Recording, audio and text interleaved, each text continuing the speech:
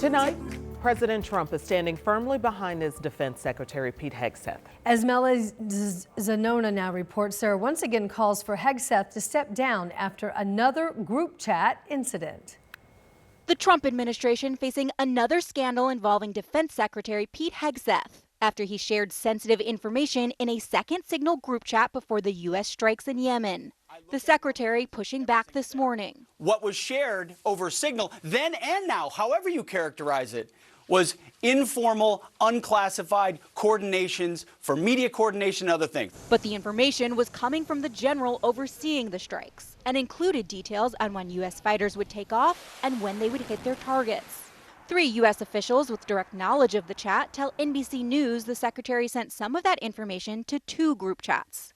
One that included his wife, as well as his brother and personal attorney, who both work at the Pentagon.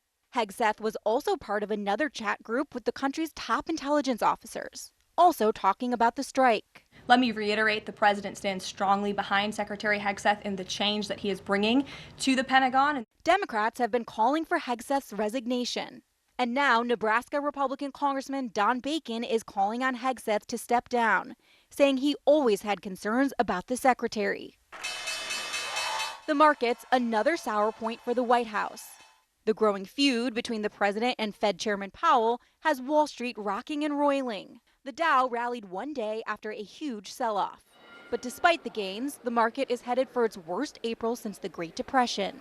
The president downplaying the ups and downs Monday. We're all set. There's a little transition, and that's going to happen. But ultimately, we're going to be the strongest that we've ever been as a nation. The president ramped up attacks on Powell Monday, calling him a loser and demanding he lower interest rates.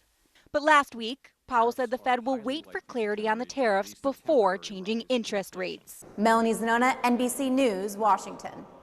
Now, President Trump has said that Chairman Powell's termination can't come soon enough. Meantime, Powell says under the law, the president cannot fire him. His term ends May 2026.